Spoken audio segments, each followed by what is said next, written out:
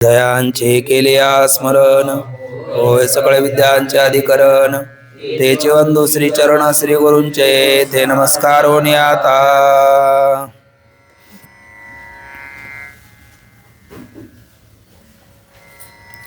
विचारसागर तरंग दुसरा, परिच्छेद 10 क्रमांकाचा. त्यामध्ये दुसरी शंका आणि तिचं समाधान हा विचार आपला चालू आहे. तरंग दुसरा, परिच्छेद 10 क्रमांकाचा. त्यामध्ये द्वितीय शंका समाधान हा विचार चालू आहे. आद्य पावेतो प्रथम तरंगाचा विचार करून द्वितीय तरंगामध्ये पदार्पण केल्याच्या नंतर पूर्व पक्षाच्या मते अनुबंध चतुष्टयाची असिद्धी आणि सिद्धांताच्या मताने सिद्धी असा विषय आपला चालू आहे. पूर्व पक्ष म्हणतो या ग्रंथाचे अधिकारी कोणीच नाही. सिद्धांती म्हणतात पुष्कळ नाही, कोणीच नाही असं नाही. पुष्कळात पामर, विषयी, मुक्त हे या ग्रंथाचे अधिकारी नाही. पण राहिला जो जिज्ञासू मुमुक्षू आहे तो या ग्रंथाचा अधिकारी आहे. पुन्हा लक्षण साम्यात एकत्व सिद्धी, लक्षण साम्य नाही अशा पद्धतीचे एक प्रकारचा उष्ट्र लकुटिका न्यायाने पूर्वपक्ष म्हणतो जीवाच्या विरुद्ध ब्रह्माचे धर्म असल्यामुळे त्यांचं ऐक्य होणं संभवनीय नाही. त्यालाही सिद्धांत सांगतात विशिष्ट असणाऱ्या जीवाचं शुद्ध ब्रह्माशी ऐक्य होत नाही हे आम्हाला मान्यच आहे. पण त्यातला जीव स्वरूपामधला लक्ष भाग जो साक्षी आहे ना, विशेष भाग जो साक्षी आहे त्याचा ब्रह्माशी ऐक्य व्हायला हरकत नाही, म्हणजे विषयाची सिद्धी आहे. आणि नंतर प्रयोजन. प्रयोजनामध्ये प्रयोजन शब्दाचा अर्थ जरी लौकिकात वेगळा असला तरी शास्त्रीय विचारामध्ये प्रयोजन शब्दाचा अर्थ फल असा आहे. आणि काय फल आहे तर मोक्ष हे फल आहे. आणि मानव मात्राचा विचार केला किंवा जीव मात्राचा विचार केला तर सर्वाचं अंतिम साध्य मात्र एक आहे. त्या अंतिम साध्याकरता प्रत्येकजण प्रयत्न करतो, पण त्या साध्याची प्राप्ती झालेलं कोणालाही दिसत नाही. याचा अर्थ असा आहे की मनुष्यबुद्धीला त्याचं नियत साधन माहिती नाही आणि त्याचं ज्ञान जे करून देतं त्यालाच शास्त्र असं म्हणतात. मग शास्त्राने सांगितलेलं आहे मिथ्यात्व निश्चय, त्याच्याकरता आपल्याला अध्यास कळाला पाहिजे. मग अध्यास, अध्यस्त आणि अधिष्ठान अशा त्रिपुटीचाही विचार सांगितला. त्या अध्यासामध्ये 2 प्रकार सांगितले, एक कार्याध्यास आणि दुसरा कारणाध्यास. पूर्व पक्षाच्या मते सत्यवस्तुज्ञानजन्य संस्कार आणि प्रमातादी दोषत्रय याचा अभाव असल्यामुळे कार्य अध्यस्त नाही. तसंच आत्मज्ञान स्वरूप असल्यामुळे सूर्याचं प्रकाश स्वरूप आहे, त्याच्या ठिकाणी जसा अंधकार नाही तसं आत्म्याचं ज्ञानरूपी प्रकाश स्वरूपाने युक्त असणं, ज्ञान हाच कोणी प्रकाश, अशा ज्ञानरूपी प्रकाशाने युक्त असणाऱ्या आत्मरूपी चित सूर्याच्या ठिकाणी अज्ञानरूपी अंधकार येणं संभवनीय नाही, म्हणजे कारणाध्यासाचा देखील असंभव आहे. तर आता कार्याध्यासाचा संभव कसा आहे हा विचार पूर्व पक्षाच्या मते या 10व्या परिच्छेदामध्ये चालू आहे. त्यातला काही विचार करत असताना आपण असं पाहिलं की कार्याध्यासाचा संभव आहे असं सिद्धांती सांगतात. का संभव आहे? पूर्व पक्षाच्या मते कार्याध्यासाचा असंभव का? सामुग्री अभाव आहे म्हणून. पण सिद्धांती म्हणतात मुळात कारणाचे 2 प्रकार पाहिलेत, साधारण आणि असाधारण. साधारण कारणामध्ये 9 प्रकार, असाधारण कारणामध्ये 4 प्रकार. त्यातल्या उपादान कारणाचा विचार या ठिकाणी महत्त्वाचा आहे. म्हणजे कार्य, त्याचं उपादान कारण कोण, म्हणजे सत्यवस्तू ज्ञानजन्य संस्कार आणि प्रमातादी दोषत्रय हेच अध्यासरूपी कार्याचं उपादान कारण आहे असं कोणाचं म्हणणं आहे? पूर्व पक्षाचं. आणि ती सामुग्री भेटत नाही म्हणून कार्य अध्यस्त नाही. तर सिद्धांती म्हणतात कारणत्व कशाला दिलं पाहिजे? उपादान कारणत्व जे असल्याच्या नंतर कार्य आहे, जे नसल्याच्या नंतर कार्य नाही, त्या कारणाला त्या कार्याचं उपादान कारणत्व दिलं पाहिजे. घटाचं उपादान कारणत्व कोणाला देऊन चालणार नाही? गाढवाला देऊन चालणार नाही, कोलाला देऊन चालणार नाही आणि दंडचक्राला देऊन चालणार नाही. याचा अर्थ ते कारण नाही असं आमचं म्हणणं नाही. परंतु त्यांना उपादान कारणत्व देऊन चालणार नाही, कारण कार्याच्या उत्पत्ती स्थिती लयाला जे कारण असतं त्याला उपादान कारणत्व देता येतं, किंवा कार्याच्या आतबाहेर ज्याचा प्रवेश असतो त्याला उपादान कारणत्व देता येतं. मग त्या सत्यवस्तू ज्ञानजन्य संस्कार आणि प्रमातादी दोषत्रय हे कार्याध्यासाच्या कार्याध्यासाच्या उत्पत्ती स्थितीला याला ती कारण असली पाहिजे, किंवा सत्यवस्तू ज्ञानजन्य संस्कार आणि प्रमातादी दोषत्रय हे आहे तरच अध्यास आहे, हे नाही तर अध्यास नाही. असं जर घडलं असतं तर त्यांना कारणत्व देता आलं असतं, पण ते नाही तरी अध्यास आहे आणि आहे तरी अध्यास रूपी कार्य आहे. म्हणून कार्याध्यासाचं कारणत्व सत्यवस्तू ज्ञानजन्य संस्काराने प्रमातादी दोषत्रय या सामुग्रीला देता येत नाही. मुळात कार्याध्यासाला सामुग्रीच लागत नाही असं आमचं म्हणणं नाही, पण आपण म्हणता ती सामुग्री लागत नाही. मग काय सामुग्री लागते? सजाती वस्तुज्ञानजन्य संस्कार ही सामुग्री लागते. कारण सजाती वस्तुज्ञानजन्य कारण सत्वे कार्याध्यास सत्वम आणि सजाती वस्तुज्ञानजन्य कारण असत्वे कार्य अध्यास असत्वम अशी स्थिती असल्यामुळे त्याला कारणत्व देता येतं. पण कोणाला कारणत्व देता येत नाही? सत्यवस्तुज्ञानजन्य संस्काराला कारणत्व देता येत नाही. का? कारण ते एक प्रकारचं अन्यथा सिद्ध कारण आहे असं म्हणलं तर वावगं होणार नाही. जसं ते वैशाखनंदन कंसात गर्धब ते असलं तरी घटरूपी कार्य होतं, नसल्याच्या नंतरही घटरूपी कार्य होतं. तसं सत्यवस्तू ज्ञानजन्य संस्कार नसेल तरी अध्यास होतो आणि असेल तरी अध्यास होतो. म्हणून अध्यासाचं कारणत्व उपादान कारणत्व त्याला देता येत नाही. मग आता सजाती वस्तू ज्ञानजन्य संस्कार हे अध्यासाला कारण आहे का सजाती वस्तूचं ज्ञान संस्काराद्वारा अध्यासाला कारण आहे? कसंही घ्या, सजाती वस्तू ज्ञानजन्य संस्कार अध्यासाला कारण आहे. या वाक्यात संस्काराचं विशेषणत्व आहे कोणाला? ज्ञानाला. आणि सजाती वस्तूचे ज्ञान संस्काराद्वारा अध्यासाला कारण आहे. यामध्ये अध्यासाचं कारणत्व आहे कोणाला? ज्ञानाला. तरी साक्षात विविध पूर्वक्षणी अध्यासाचं कारणत्व कोणाकडे येतं? संस्काराकडेच येतं. कोणाकडे येत नाही? ज्ञानाकडे येत नाही. याचाच अर्थ काय झाला की विविध पूर्वक्षणी जे असतं त्याला काय म्हणावं? कारण. आणि असं जर म्हटलं तर विविध पूर्वक्षणी असतं त्याला कारण म्हटलं तर कोणत्या प्रमाणाला विरोध येतो? हा, म्हणजे कोणत्या प्रमाणाला? तर शब्द प्रमाणाला विरोध येतो आहे ना. कारण आगाकर्मी जैवरावे हे ज्ञानोबरायचं वचन म्हणजे शब्द प्रमाण आहे. केले कर्म झाले नाथबाबाचं वचन म्हणजे एक प्रकारचं शब्द प्रमाण आहे. कुर्वते कर्म भोगाय पंचदशी आपण अनेक दाखले त्याला बघितले. म्हणजे अव्यवहित पद ठेवलं तर शब्द प्रमाणाला विरोध येतो आणि अव्यवहित पद काढून पूर्वपद ठेवलं तर कोणत्या प्रमाणाला विरोध येतो? प्रत्यक्ष प्रमाणाला विरोध येतो. का? तर नष्टदंड आणि मृतकुलाल यापासून घटरूपी कार्य व्हायला हवं, पण ते होत तर नाही. याचाच अर्थ प्रत्यक्ष प्रमाणालाही विरोध येऊ नये आणि शब्द प्रमाणालाही विरोध येऊ नये. मग याकरता सिद्धांती काय म्हणतात?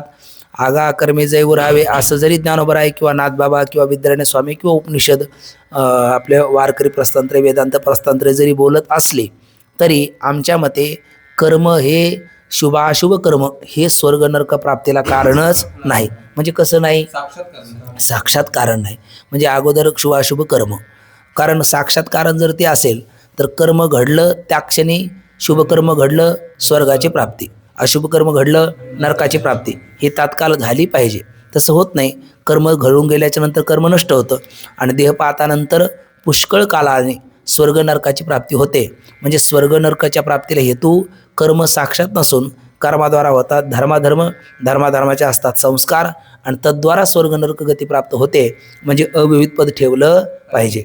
आणि असं जर संगती लावली का आगाकर्मी जैव राहावे या शब्द प्रमाणाला विरोध येत नाही. आम्ही कारण नाही म्हणतो त्यावेळेला ते साक्षात नाही, परंपरेने त्यांचं कारणत्व आम्ही स्वीकारलेलंच आहे आणि प्रत्यक्ष प्रमाणाला विरोध येत नाही. नष्टदंड आणि मृतकुलाल यांच्यापासून घट झाला पाहिजे असा प्रत्यक्ष प्रमाणाला विरोध येत नाही. याचा अर्थ काय झाला? कार्याच्या अविविध पूर्वक्षणी जे असतं ते कारण. मग कार्याच्या अविविध पूर्वक्षणी कोण विद्यमान पाहिजे? कार्याध्यासाकरता सजातीय वस्तू ज्ञानजन्य संस्कार उपस्थित पाहिजे आणि ते उपस्थित आहे. आता या म्हणण्याने सत्य वस्तू ज्ञानजन्य संस्कार असेल तर अध्यास होतो हे पूर्व पक्षाने दिलेला दोष काय झाला? आपोआपच गेला. कारण सत्य वस्तू सत्य असो किंवा मिथ्या असतो, सर्प वारुळातला असो किंवा चित्रातला असो आहे ना, संस्कार सजाती मात्र असले पाहिजे आणि ते भेटतात. बरं, उलट पक्षी सत्य वस्तू ज्ञानजन्य संस्कार भेटणं शक्यच नाही. कारण वेदांतामध्ये ब्रह्मसत्यम जगन्मिथ्या जीव ब्रह्मैव नापरा हा सिद्धांत असल्यामुळे सत्य वस्तू ज्ञानजन्य संस्कार कदापि भेटणं संभवनीय नाही. पण मग पुन्हा एक शंका केली होती, तुम्ही काय म्हणता सत्य वस्तू ज्ञानजन्य संस्कार अध्यासाला कारण आहे. आता अध्यासाचं प्रकाशनत्व हे साक्षी भाष्याकडे आहे का प्रमातृ भाष्याकडे आहे? साक्षी भाष्याकडे आहे. कारण तुम्ही ते आहे ना अध्यास, म्हणजे त्याचं प्रकाशन कोणी केलं? साक्षीने. बरं, साक्षी नित्य ज्ञान स्वरूप नाही का? नित्य ज्ञान स्वरूप आहे, म्हणजे साक्षी नित्य, ज्ञान आहे त्याचं स्वरूप असल्यामुळे ज्ञानही नित्य. आणि मग त्याने ज्या अहंकारादी अध्यासाचं प्रकाशन केलं, अहंकारादी बंधरूप अध्यासाचं प्रकाशन केलं, ते सुद्धा कशी झाली पाहिजे? नित्य झाली पाहिजे. पण होतात का ती नित्य? ती तर नित्य होत नाही, पण नित्य झाली पाहिजे असं कोणाचं म्हणणं आहे? पूर्व पक्षाचं. सिद्धांतीने त्याला सांगितलं, बाबा हाच विषय आम्ही, तू काय म्हणतो साक्षी नित्य ज्ञान स्वरूप आहे, आम्ही विषय निरूपणामध्ये सिद्ध केलं, तर त्यावेळेला तू साक्षीचं नानत्व सिद्ध करण्याचा तू प्रयत्न केला. आम्ही त्यावेळेला साक्षीचं नानत्व सिद्ध होऊ दिलं का? नाही. ते नानत्व कोणाचं आहे? बोला. ते नानत्व वृत्तीचं आहे, कोणाचं नाही? साक्षीचं नाही, असं आम्ही त्यावेळेला बोललो. मग आताही सांगतो आम्ही, प्रकाशन करणारा साक्षी आहे, पण साक्षात प्रकाशन करत नाही. साक्षी कोणाच्या द्वारा करतो? वृत्तीद्वारा करतो. आणि मग साक्षी अहंकारादी बंधरूप कार्याध्यासाचं प्रकाशन ज्या वृत्तीद्वारा करतो, त्या वृत्तीचं काय होतो? उत्पत्तीलाही होतो, उत्पत्तीनास्तीचा होतो. म्हणून अहंकारादी बंधाचा सुद्धा उत्पत्तीनाश संभवनीय आहे. अशा पहिल्या शंकेचं समाधान झालं. आणि मग आता दुसऱ्या शंकेचा विचार आपला चालू आहे. दुसरी शंका साक्षी त्या पूर्वपक्षाची काय आहे? तुम्ही काय म्हणता? पूर्व अध्यासाचे संस्कार उत्तर अध्यासाला हेतू आहे ना? हेतू आहे नाम कारण आहे, असं जर आपण म्हणत असाल तर आमचा प्रश्न काय आहे? जेव्हा केव्हा पहिला अध्यास झाला त्याला कारण कोण? म्हणजे सृष्टीच्या आरंभी पहिला अध्यास झाला त्याला कारण कोण? तर वेदांताने उत्तर दिलं त्याच्यापूर्वीच्या सृष्टीतला अध्यास. म्हटले आमचा प्रश्न तुम्हाला कळाला नाही. पूर्वपक्ष म्हणतो आमचा प्रश्न काय? जेव्हा केव्हा कुठल्या तरी कल्पात केव्हा तरी सृष्टीला पहिला आरंभ झाला, कारणाशिवाय तर कार्य घडत नाही. कारण कोण? हा कार्यानं वर्तनते, असं तुमचा सिद्धांत आहे. कारणाशिवाय कार्य घडत नाही.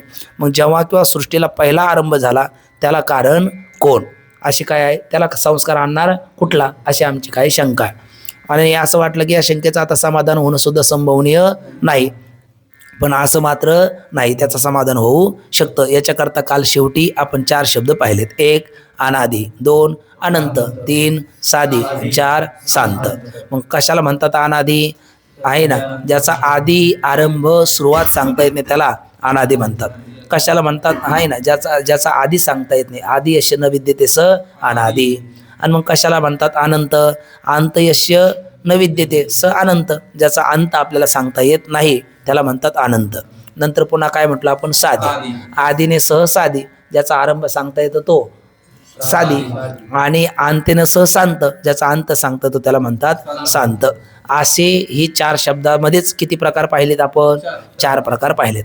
पहिला प्रकार आहे अनादी अनंत, दुसरा प्रकार आहे साधी शांत, तिसरा प्रकार आहे अनादी शांत, आणि चौथा प्रकार आहे साधी अनंत. यामध्येच एक छोटासा विचार येतो, रहस्यामध्ये येत होतो की 4 अभाव आहे. जसं अभाव म्हणजे नसणं, पण नसणेपणामध्ये किती प्रकार आहेत? 4 प्रकार आहेत. आपण मागे एकदा थोडासा विचार केला होता. प्राग अभाव, प्रध्वंस अभाव, अन्योन्य अभाव, अत्यंत अभाव. किती झालेत? 4 अभाव. आता बघा, कार्य उत्पत्तीपूर्वी कार्याचा जो अभाव असतो त्याला काय म्हणतात? प्राग अभाव. म्हणजे प्राग म्हणजे पूर्वीचं नसणेपणा. कार्य उत्पत्तीपूर्वी कार्याचा नसणेपणा, त्याला कोणता अभाव म्हणायचं? प्राग अभाव. आणि मग प्रध्वंस अभाव, कार्य उत्पन्न होऊन नष्ट झालं का त्याचा पुन्हा काय झाला? नसणेपणा झाला, अभाव झाला, पण तो कोणता अभाव आहे? प्रध्वंस अभाव. आणि अन्याच्या ठिकाणी अन्याचा अभाव, त्याला म्हणतात अन्योन्य अभाव. जसं मनुष्यत्व जाती स्त्रीमध्ये आहे आणि पुरुषामध्ये आहे, दोघाला काय म्हणतात? मनुष्यच म्हणतात. मनुष्यत्व जाती दोघांमध्ये आहे, पण मनुष्यामधल्याच स्त्री हाही मनुष्यत्व जातीच आहे, आणि पुरुषाच्या ठिकाणी मनुष्यत्व जाती आहे. पण स्त्रीच्या ठिकाणी स्त्रीत्वाचा भाव आहे तर पुरुषत्वाचा अभाव आहे, पुरुषाच्या ठिकाणी पुरुषत्वाचा भाव आहे तर स्त्रीत्वाचा अभाव आहे. म्हणजे अन्याच्या ठिकाणी अन्याचा काय आहे? अभाव आहे, त्यालाच म्हणतात अन्योन्य अभाव. हा एक अन्योन्य अभाव. पण तो अन्योन्य अभाव कसा असतो? याचा एका ठिकाणी भाव असतो आणि दुसऱ्या ठिकाणी अभाव असतो, त्याला अन्योन्य अभाव म्हणतात. म्हणजे पहिला प्राग अभाव कसा आहे? पूर्वीच नसणेपणा आणि पश्चात असणेपणा. प्रध्वंस अभाव कसा आहे? अगोदरचा असणेपणा नंतरचा नसणेपणा. आणि अन्योन्य अभाव कसा आहे? एका ठिकाणी असणेपणा दुसऱ्या ठिकाणी नसणेपणा. आणि अत्यंत अभाव कायमचाच नसणेपणा, कधीच त्या पदार्थाची आपल्याला प्रतीती येत नाही. जसं की वंद्यापुत्र, शेषशृंग, खपुष्प, नरविशान. आकाशाला फुल कधी दिसलं? कधी दिसेल? कधीच नाही. वंद्य स्त्रीला कधी बाळ असतं आणि कधी असेल, आणि असेल तिला वंद्या म्हणेल का? नाही. मांजेची आली का? कैची जन्मपत्रिका, नवी निळी भूमिका के कल्पोपा. म्हणजे हा कोणता अभाव झाला? अत्यंत अभाव. त्याच्यामध्ये जे अन्योन्य अभाव आणि अत्यंत अभाव आहे ते अनादी अनंत आहे. काय अन्योन्य अभाव, अत्यंत अभाव. दोन्ही अभाव कसे आहेत? अनादी अनंत आहे. दोन्ही अभाव अनादी अनंत का? वंद्या पुत्राचा अभाव कधीपासून? अनादी कालापासून. आणि कधी भाव होईल? कधीच नाही. म्हणून अत्यंत अभाव सुद्धा कसा झाला? अनादी अनंत. बरं, अन्योन्य अभाव सुद्धा कसा आहे? अनादी अनंत. स्त्रीच्या ठिकाणी पुरुषत्व कधी येईल? कधीच नाही. आणि पुरुषाच्या ठिकाणी स्त्रीत्व कधी येईल? कधीच नाही. म्हणजे त्याचा काय आहे? अत्यंत अभाव आहे. म्हणजे एखाद्या वेळेला आता तुम्ही म्हणाल पण हा जन्म स्त्रीचा आहे, पुढचा जन्म पुरुषाचा भेटू शकतो, पुढचा जन्म पुरुषाचा, त्यावेळेला स्त्रीचा भेटू शकतो. अहो असेल, पण ज्या वेळेला पुरुषत्व आहे त्यावेळेला स्त्रीत्वाचा काय? अभावच आहे ना. ज्यावेळेला स्त्रीत्व आहे त्यावेळेला पुरुषत्वाचा अभावच आहे. म्हणजे हा अन्योन्य अभाव सुद्धा कसा आहे? अनादी अनंत आहे. आणि अत्यंत अभावही अनादी अनंत आहे. पण प्राग अभाव कसा आहे? अनादी शांत आहे. कार्य उत्पत्तीपूर्वी कार्याचा कोणता अभाव म्हटला आपण? प्राग अभाव. मग तो प्राग अभाव कधीपासून आहे? अनादी कालापासून आहे ना. पण तो आता या ठिकाणी घटाचा काय आहे? अभाव आहे. कोणता अभाव आहे? प्राग अभाव आहे. मग कधीपासून आहे? तो अनादी कालापासून आहे. पण त्या प्राग अभावाचा अभाव होतो की नाही? होतो. कशाने? घटाच्या भावाने. आपण घट ठेवला, त्या प्राग अभावाचा काय झाला? अभाव झाला. मग प्राग अभाव कसा झाला? अनादी शांत. आणि प्रध्वंस अभाव, प्रध्वंस अभाव कसा आहे? साधी अनंत. आता हे घट वरून जर सोडला तर तो काय होईल? फुटेल. मग फुटल्याच्या नंतर त्याचा काय झाला? ध्वंस. तो ध्वंस काय झाला? उत्पन्न झाला. पण ध्वंसाचा पुन्हा ध्वंस होऊ शकतो का? ध्वंसाचा पुन्हा ध्वंस होत नाही. मग तो कसा झाला? साधी अनंत. प्रागाभाव अनादी शांत, प्रध्वंसाभाव साधी अनंत, आणि अन्योन्य अभाव आणि अत्यंत अभाव कसे? अनादी अनंत. ते चार प्रकार जे आपण पाहिलेत ते उत्तराकरता आपण एक 3 उत्तरं दिली होती त्यातली. तर ब्रह्म परमात्मा हा कसा आहे म्हटलं आपण? अनादी अनंत आहे. का बरं? त्याचा आधी सांगता येत नाही. का बरे म्हटले? तो कधीपासून आहे? तो अनादी कालापासून आहे ना. कारण त्याचा आधी आपल्याला कोणालाही सांगता आला नाही, सांगता येणं शक्य नाही. सदैव सौम्य इदमाग्रे आसीत असं पंचदशीमध्ये एक श्रुती आहे तृप्तिदीपाच्या प्रकरणामध्ये. आणि दुसरं आपलं संत वाङ्मयातलं प्रसिद्ध वचन, पहिले कोटीचे नव्हते काही, चंद्र सूर्य तारा नाही, अवघे शून्यचे होते पाये, कानोबा तेरे तेरे ते ते एक ढालगज निर्माण झाली, तिने एवढी ख्याती केली असं म्हणतात. म्हणजे याचा अर्थ ब्रह्म कसं आहे? अनादी कालापासून आहे. कसं राहणार आहे? अनादी काला अनंत कालापर्यंत राहणार आहे. म्हणून ते अनादी अनंत आहे. अर्थात भगवंत कंसात ब्रह्म कसा आहे? अनादी अनंत. आणि जंत नाम जीव तो कसा आहे म्हटलं आपण? साधी शांत. कारण त्याची आधीने सहित आहे म्हणून साधी आहे, आणि अंतेने सहित आहे म्हणून शांत आहे. त्याचा आधी आहे आणि अंतही आहे. भले वाटतं आपल्याला अंत होऊ नये, पण तो झाल्याशिवाय राहत नाही. अंत होऊ नये का वाटतं? कर्म हा बोलून साहते असं म्हटलेलं आहे. ते मृत्यू हा शब्द आपल्याला सहन होत नसला तरी तो येतो मात्र ही गोष्ट काय अटळ आहे. म्हणजे काळ कोणाला आवडत जरी नसला तर काळाला मात्र सगळीच आवडतात आहे ना. काळ सगळ्यालाच एक दिवस घेऊन जाणार आहे. बरं, त्याच्या बळापुढे कोणाचं बळही चालत नाही. मग असं असल्यामुळे जंत कसा आहे? साधी शांत आहे. आणि अनादी शांत कोण म्हटलं होतं आपण काल? मायाकारी जगत हे कसं आहे? अनादी शांत आहे. त्याच्याकरता तिला अनादी काय म्हणायचं? 2 प्रमाण आपणच बोलले होते. अनादी अंबिका भगवती, अनादी अंबिका भगवती हे, आणि अनादी निर्गुण प्रगटली भुवानी आहे ना. अशा 2 वचनामध्ये ती अनादी आहे असं सांगितलं. पण ती कशी आहे? शांत आहे. तिचा अंत होतो कशाने? तर ज्ञानाने. असंग शस्त्रेने दृढेनं चित्वा, म्हणून ती अनादी आहे, शांत आहे.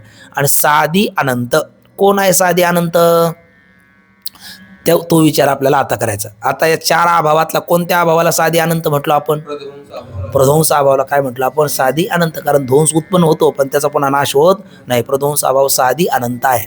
तसं साधी अनंत कोण आहे? म्हणजे ज्याची उत्पत्ती होते पण पुन्हा अंत होत नाही.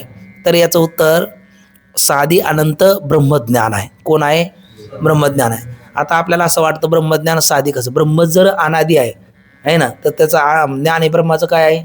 स्वरूप आहे. ते साधी होईल कसं आहे ना. आणि साधी अनंत कसं? अनंत बरोबर आहे, पण ते साधी कसं? तर याचं उत्तर आहे ब्रह्म सामान्य रूपाने ते अनादी अनंतच आहे, पण विशेष रूपाने पाहिलं तर ते साधी अनंत आहे. कसं ते? ब्रह्मज्ञान जसं इलेक्ट्रिक पॉवर त्या वायरमध्ये नित्य असते पण ती प्रकाश देत नाही.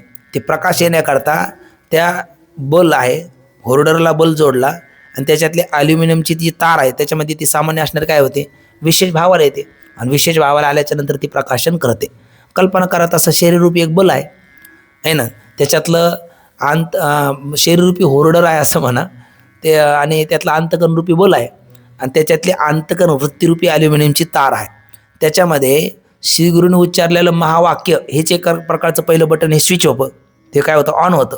आणि श्रीगुरूने उच्चारलेल्या महावाक्याच्या द्वारा अहम ब्रह्मास्मी, अहम देहोस्मी रूपी अंधकार जातो आणि अहम ब्रह्मास्मी रूपी प्रकाश काय होतो, येतो. आणि त्यावेळेला तो म्हणतो चिदानंद रूप शिवोम शिवोम. मग त्यावेळेला मग ते सामान्य असणारं ज्ञान वृत्तीमध्ये विशेष भावाला येणं, यालाच काय म्हणायचं, साधी. हाच त्याचा काय झाला जन्म. सामान्य असणारं ज्ञान ते चिदाभास रूपाने काय झालं, विशेष भावाला आलं. चिद भिन्नत्वे सती चिदवत भास येते ती चिदाभासा, म्हणजे ते सामान्य असणारं विशेष भावाला आलं. पण ते अज्ञान कसं आहे, मागे आपण एकदा बोललो वेदांतामध्ये माया, ब्रह्म आणि वृत्ती हे सोपर निर्वाहक आहे. म्हणजे ब्रह्म सोपर निर्वाहक कसं, ब्रह्म सगळ्या जगाचं प्रकाशन करतं, त्याच्या प्रकाशानं करता आणण्याची गरज नाही. म्हणून त्याला आपण कोणता प्रकाश म्हणतो, स्वयंप्रकाश म्हणतो. त्याला भाती असं म्हटलेलं आहे ना, किंवा आनंद सत्य प्रकाश असं तिथं प्रकाश शब्द वापरला आहे. कोणता प्रकाश, तर स्वयंप्रकाश. पुन्हा म्हणजे ते कसं आहे, ब्रह्म स्वयंप्रकाश असल्यामुळे कसं आहे, सोपर निर्वाहक आहे, त्याच्या प्रकाशानं करता कोणाची आवश्यकता लागत नाही. तशी माया ही सोपर निर्वाहक आहे. माया सगळ्या जगाची उत्पत्ती करते, तिची उत्पत्ती करता कोणाची आवश्यकता आहे, कोणाचीच नाही. म्हणून तर तिला अनादी शांत म्हणलेला आहे. मग या अर्थाने माया सोपर निर्वाहक आहे आणि वृत्ती सोपर निर्वाहक आहे. त्या निर्वाहक शब्दाचा अर्थ कंसात करायचा सोपर विरोधिनी. काय अर्थ करायचा, सोपर विरोधिनी. म्हणजे वृत्ती सोपर विरोधिनी आहे. म्हणजे ती काय करते, अज्ञानाचा नाश करते आणि स्वतःच्या निवृत्ती करता आणण्याची आवश्यकता नाही तिला. जसं डॉक्टर बाबा उदाहरण देत असतात, मुकदम हे रोडचं काम घेणारे लोक जे असतात ते काय करतात, सगळ्याकडनं तो मुकदम मुख्य असताना टोळीचा, तर तो काम सगळ्याकडनं करून घेतो. सायंकाळ झाल्याच्या नंतर सगळ्याला सुट्टी देतो. सुट्टी दिल्याच्या नंतर कामगार आपल्या घरी निघून जातात आणि तो मुकदम तिथेच मुक्काम करतो, हो की नाही. नाही, तोही काय करतो, तोही घरी निघून जातो. मग त्याला सगळ्याला सुट्टी त्याने दिली, त्याला कोणी दिली, त्यांनी त्यालाच घेतली, त्याला कोणी देण्याची आवश्यकता नाही. तसं ही वृत्तीरूपी मुकदम हे काय करते, अज्ञान कार्याचा काय करते, अज्ञानाचा नाश करते, अज्ञान कार्याचा वाद करते. आणि मग ती तिथे राहते का, नाही, ती अधिष्ठान रूपात विलीन होऊन जाते. जसं आग्ने काय करतो, आग्ने काष्टे जाळून या सोयी जळे असं माऊली म्हणतात. आग्ने विशेष भावाला येतो, विशेष भावाला आल्याच्या नंतर काष्टाला काय करतो, जाळतो. आणि जाळल्याच्या नंतर काष्ट संपल्याच्या नंतर तो काय करतो, आपल्या मूळ सामान्य स्वरूपामध्ये तो विलीन होऊन जातो.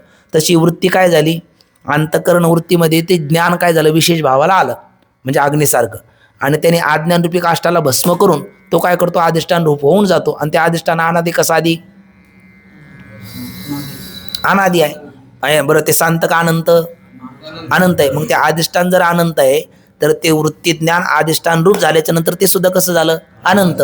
म्हणून ते कसं झालं, साधी अनंत. साधी का, विशेष भावाला येतं म्हणून. अनंत का, विशेष भावाला आल्याच्या नंतर विशेष कल्पित पदार्थाची निवृत्ती करून निर्विशेष सत्सामान्य स्वरूपाशी ते एकरूप होऊन जातं. आणि निर्विशेष सत्सामान्य स्वरूप कसं आहे, अनंत आहे. मग ते ज्ञान कसं झालं, ब्रह्मज्ञान साधी अनंत. ठीक ना. चला बोला, अनादी अनंत कोण, ब्रह्म भगवंत. साधी शांत कोण, जीव जंत. अनादी शांत कोण, माया माया करे जगत. आणि साधी अनंत हे ब्रह्मज्ञान कसं आहे, साधी अनंत आहे. ते वृत्तीरूपाने पाहिलं तर साधी आहे, विशेष भावाला येणं. आणि अज्ञानाची निवृत्ती करून ते स्वस्वरूपात एकरूप होऊन जातं. स्वस्वरूप कसे अनंत आहे, म्हणून ते कसं झालं, साधी अनंत. मग अशा पद्धतीचा विचार केल्याच्या नंतर एकदा आपल्याला अनादी कळालं, अनादी कळालं आणि अनंतही कळालं. त्यापैकी कोणता शब्द कळणं गरजेचं आहे, अनादी. मग ज्याचा आधी सांगता येत नाही त्याला काय म्हणतात, अनादी. आणि त्या अनादीमध्ये दोन प्रकार पडतात. किती, दोन. एकाला म्हणतात प्रवाहरूपाने अनादी आणि दुसरं असतं स्वरूपाने अनादी. काय काय, प्रवाहरूपाने अनादी आणि स्वरूपाने अनादी. मग प्रवाहरूपाने अनादी कोण आणि स्वरूपाने अनादी कोण, तर स्वरूपाने अनादी 6 गोष्टी आहे वेदांतात.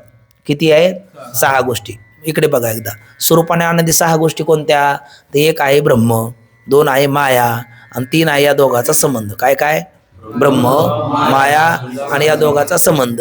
आता या दोघाचा कोणता संबंध, त्यांचा कार्यकारण भाव संबंध नाही, विशेष विशेषण भाव संबंध नाही, त्यांचा संयोग संबंधही नाही, समवाय संबंधही नाही, भट्टाने मानलेला तादात्म्य संबंध सुद्धा नाही. मग कोणता संबंध आहे ते काय, आपण डोक्यात ठेवायचं, आध्यासिक तादात्म्य संबंध. कोणता संबंध, आध्यासिक तादात्म्य संबंध. संबंधामध्ये काही प्रकार पडतात, संबंधामध्ये कोणते प्रकार पडतात. आता हा विषय इथेतला नाही, हा थोडासा वृत्ती प्रभाकरमधला वगैरे विषय, पण सहज आला आपल्याला म्हणून थोडंसं आपण 1-5 मिनटं त्याबद्दल विचार करू. संबंधामध्ये मुख्य किती प्रकार, मग 3 प्रकार ध्यानात ठेवायचे. नाही राहिले तर त्याला काय, त्याच्यापासून काय आपलं अडलं नाही, पण एक आपल्याला असावं चिंतन माहिती म्हणून आपण बोलू. आणि ते विसरलं तरी काही त्याचं काही चिंता करायची नाही, पण ऐकून ठेवायला काय हरकत आहे. तर संबंधामध्ये मुख्य किती प्रकार, 3 प्रकार आहेत. एक आहे संयोग संबंध, 2 आहे समवाय संबंध आणि 3 आहे तादात्म्य संबंध. आपण बोलायला एकदा. पहिला संयोग संबंध, दुसरा समवाय संबंध, तिसरा तादात्म्य संबंध. मग संयोग संबंध कशाला म्हणतात आहे ना, तर 2 मूर्त द्रव्यामध्ये जो होतो ना त्याला संयोग संबंध असं म्हणतात. दोन्ही मूर्त पदार्थामध्ये कोणता संबंध होतो? संयोग संबंध. दुसरा आहे समवाय संबंध. समवाय संबंध कशाला म्हणतात? नित्य संबंध, समवाय संबंध. ज्याचा ज्याच्याशी नित्य संबंध असतो त्याला काय म्हणतात? समवाय संबंध. पहिला झाला संयोग, दुसरा झाला समवाय, तिसरा आहे तादात्म्य संबंध. कोणता? तादात्म्य संबंध. तादात्म्य संबंध म्हणजे तदात्म्य तादात्म्य, म्हणजे जे आपलं स्वरूप नाही त्याच्याशी ते मी आहे असं म्हणून त्याच्याशी एकरूप होणं, याला काय म्हणायचं? तादात्म्य संबंध. जसं तुकोबरा म्हणतात, मुक्त होता परी बळे झाला बद्ध, घेऊन या छंद माझे माझे. कशामुळे झाला? तादात्म्य संबंधाद्वारा. कशामुळे झाला तो? तादात्म्य संबंधाद्वारा. म्हणजे असे संबंधाचे मुख्य किती प्रकार? 3 प्रकार. एक संयोग संबंध, 2 मूर्त द्रव्यामध्ये कोणता होतं मग? संयोग संबंध. दुसरा समवाय संबंध, जो नित्य संबंधालाच काय म्हणतात? समवाय संबंध. तिसरा तादात्म्य संबंध, म्हणजे तदात्म्य तादात्म्य. असे किती झाले? मुख्य 3. आणि याच्यामध्ये काही पोटभेद आहेत. संयोग संबंधामध्ये 4 प्रकार आहे, मुख्य 3 आहेत. एकात 2 म्हणून त्याचे 4 होतात. समवाय संबंधामध्ये 5 प्रकार आहे आणि तादात्म्य संबंधामध्ये 4 आहे, मुख्य 2 आहेत आणि एकामध्ये 3 आहेत. असे एवढे त्याच्यामध्ये प्रकार आहेत. पण तेवढा काय आपल्याला फारसा विस्तार काय त्याची तुर्त आवश्यकता नाही. काय ऐकायचे? थोडेसे ऐकायचे, मग सांगतो ऐका. तर पहिला कोणता संबंध मग? संयोग संबंध. संयोग संबंधात किती प्रकार म्हणलो? मुख्य आपण 3 आणि एकात 2 आहेत. तर पहिला त्याला म्हणतात कर्मज संयोग संबंध. आपलं हे काय? हा कर्मज संयोग संबंध, संयोगच संयोग संबंध आणि सहसंयोग संबंध. असे संयोग संबंधात किती प्रकार आहेत? 3 प्रकार आहेत. तर पहिला कोणता म्हटला आपण? कर्मज संयोग. त्या कर्मज संयोगात 2 प्रकार आहे, एकच कर्मज संयोग आणि उभयच कर्मज संयोग. एकच कर्मज संयोग म्हणजे एकाच्या क्रियेकडनं घडणारा संयोग संबंध, त्याला म्हणतात एकच कर्मज संयोग, एकच कर्मज संयोग. आणि दोघाकडनं घडला तर उभयच कर्मज संयोग. जसं की उदाहरण द्या. जसं उदाहरण पाहिलं तर 2 येडके आहे, त्या 2 येडक्याची काय लागते? टक्कर लागते. मग एक येडका एकाच्या क्रियेने घडली का दोघाच्या क्रियेने? दोघं एकमेकावर तुटून पडलेत ना ते. मग त्यांचं कोणतं काय झाला तो संयोग? उभयच कर्मज संयोग आणि एकच कर्मज संयोग. आता उत्प्लवना सरीसा पक्षी फळाशी झोंबे जायचा आहे ना, माऊली म्हणतात सांगे नरुकवे तैसा पावे का. पण मग वृक्षच पक्षाकडे येतो, हो की नाही? नाही. मग कोण जातं? पक्षी वृक्षाकडे जातो, वृक्ष पक्षाकडे येत नाही. पण एकाच्या क्रियेने घडलेला तो संयोग आहे. म्हणजे एकच कर्मज संयोग म्हणलं का पक्षी वृक्षाचं उदाहरण, आणि उभयच कर्मज संयोग म्हणलं का 2 येडक्याचं उदाहरण. हा काय झाला? उभयच कर्मज संयोग. म्हणजे कर्मज संयोगामध्ये 2 प्रकार. आणि दुसरा आहे संयोगच संयोग. संयोगच संयोग म्हणजे संयोगाच्या द्वारा घडलेला संयोग. मग आपण म्हणतो ना त्यांच्या, म्हणजे आमचे मामाच्या काकाचे काकीचे यांचे हे त्यांचे ते, असं इथपर्यंत आपण बोलायला लागलो तर काय झालं? एकाच्या द्वारा दुसऱ्याचा. मामाच्या काय ते काकाच्या काकूने काकाचे, काकूने काकाचे कामाचे कागद कैचीच्या द्वारा कपाटातून काढून कैचीच्या द्वारा करा कापले आहे ना. हे काय झालं? संबंध लागले गेले. तसं त्याला म्हणायचं संयोगच संयोग. संयोगच संयोग द्वारा कल्पना करा, हा वृक्ष आहे आणि या वृक्षावर मी काय केला? हात ठेवला. मग कोणाचा संयोग झाला आता? हस्तवृक्षाचा संयोग. आणि वृक्ष संयोग द्वारा काय? वृक्षाचा संयोग. याला म्हणायचं संयोगच संयोग. आणि एक राहिला काय? सहज संयोग. सहज संयोग म्हणजे सोनं आहे, सोन्याच्या ठिकाणी सोनं म्हणजे कणक, आणि कणकाच्या ठिकाणी काठिण्य आणि कांती कशी असते? सहज असते. ते काय त्याला मिळवावी लागली का, संपादन करावी लागली का? नाही. सोन्याच्या ठिकाणी काठिण्य आणि कांती कशी आहे? सहजच आहे. खडी साखरेच्या ठिकाणी शुभ्रपणा आणि माधुर्य हे कसं आहे? काठिण्य सहजच आहे. मग हा कोणता संयोग झाला? सहज संयोग. म्हणजे संयोग संबंधाचे किती प्रकार झालेत? 4. एक काय म्हटलं आपण? कर्मज संयोग, आणि त्याच्यामध्ये एकच कर्मज संयोग, उभयच कर्मज संयोग. नंतर संयोगच संयोग, हस्त पुस्तक संयोगाद्वारा काय? पुस्तक संयोग. आणि सहज संयोग, ज्याचा ज्याच्याशी नित्य आहे. हे काय झाले? संयोगाचे प्रकार. दुसरं कशाचं म्हटलं आपण? दुसरा संबंध कोणता? समवाय संबंध. आणि समवाय संबंधात किती प्रकार म्हटलं आपण? 5 प्रकार आहे. नित्य संबंध, समवाय संबंध. ज्याच्या ज्याच्याशी नित्य संबंध असतो ना त्याला समवाय संबंध म्हणतात. त्याच्यामध्ये 5 प्रकार पडतात. कोणते 5 प्रकार पडतात? त्याच्यामध्ये गुणगुणीचा, जाती व्यक्तीचा, क्रियावानाचा, उपादान कारण कार्याचा आणि वाच्य वाचकाचा काय असतो? समवाय संबंध असतो. म्हणजे जे ज्याला सोडून कधी राहत नाही. तर गुणगुणी आकाश, वायू, अग्नी, जल, पृथ्वी हे 5 भूतक आहेत, गुणी आहेत आहे ना. आणि त्या प्रत्येक भूताच्या ठिकाणी गुण राहतो. आकाशाचा गुण शब्द, बरोबर आहे. वायूचा गुण स्पर्श, तेजाचा गुण रूप, जलाचा गुण रस आणि पृथ्वीचा गुण गंध. मग या 5 भूतं काय झाले गुणे, आणि हे 5 झाले त्याचे गुण. मग ते गुण गुणीला सोडून राहतात का? आकाशाचा गुण शब्द आहे, तो आकाशाला सोडून राहतो का? नाही. आता आपलं बोलणं कुठे आहे? आकाशात. ते उरतं कुठे? आकाशात. त्याची उत्पत्ती कुठून झाली? आकाशातून. मुखात ही पोकळी आकाशच आहे ना. म्हणजे प्रत्येक भूताचा गुण त्या गुणीला सोडून राहत नाही. म्हणून त्या गुणगुणीचा कोणता संबंध? समवाय संबंध. गुणगुणी जाती व्यक्ती. आपण सर्व व्यक्ती आहोत. आपल्या ठिकाणी एक जाती आहे, कोणती? मनुष्यत्व. आणखी एक घ्यायची म्हणलं तर पुरुषत्व. मग मनुष्यत्व पुरुषत्व हे पुरुषाला सोडून कधी राहतं? पुरुषत्व पुरुषाला सोडून राहत नाही, आणि मनुष्यत्व मनुष्याला सोडून राहत नाही, किंवा मनुष्य मनुष्यत्वाला सोडून कुठे जाऊ शकत नाही. याचा अर्थ त्यांची कोणता संबंध झाला? तो जाती व्यक्तीचा समवाय संबंध. म्हणजे गुणगुणी जाती व्यक्ती. क्रिया क्रियावान. क्रियेमध्ये काही प्रकार आहे मुख्य. उत्क्षेपण, अपक्षेपण, आकुंचन, प्रसरण हे काही क्रियेचे काही प्रकार आहे. उत्क्षेपण वर चेंडू फेकला, अपक्षेपण वरून खाली काहीतरी वस्तू टाकली, आकुंचन एखादं घडी करून ठेवली, प्रसरण पुन्हा ते पसरून ठेवली, आहे ना. गमन आगमन, जाणं येणं ह्या सगळ्या क्रिया आहे. पण या क्रियावानाला सोडून राहू शकता का? नाही. नाही तुम्ही म्हणले तुम्ही तिथेच राहा आणि तुमचं गायन रूपी क्रिया पाठवून द्या, आहे ना, चालेल का ते? म्हणजे क्रियावानाला सोडून राहत नाही. गुणगुणी क्रिया क्रियावान आणि काय राहिलं त्याच्या अगोदर काय बोललो? गुणगुणी झालं, क्रिया क्रियावान जाती व्यक्ती झालं. आता उपादान कारण आणि कार्य. कारण गाढव घाटाला सोडून राहू शकतं, माती घाटाला सोडून राहील का? नाही. म्हणजे उपादान कारण आणि कार्याचा कोणता संबंध असतो? पुन्हा समवाय संबंध. आणि एक राहिलं वाच्य वाचक. वाचक कोण आहे? ब्रह्मपद हे वाचक आहे, आणि वाच्य कोण आहे? ब्रह्म आहे ना. मग वाच्य वाचकात सुद्धा कोणता संबंध असतो? समवाय संबंध असतो. कारण वाच्य ब्रह्म, वाचकाला सोडून. वाच्य वाचक म्हणजे नामनामी, माऊलीची ओवी आहे त्याकरता. हे असो आश्रय आकाशा, आश्रय आकाशाचे जैसा, नामनामी तैसा आभेदासे. म्हणजे वाच्य वाचकाचा सुद्धा कोणता संबंध? समवाय संबंध. म्हणजे 5 काय झाले? समवाय संबंध. आणि आता कोणता राहिला शेवटचा आपला? तादात्म्य संबंध. त्या तादात्म्य संबंधामध्ये किती प्रकार पडतात?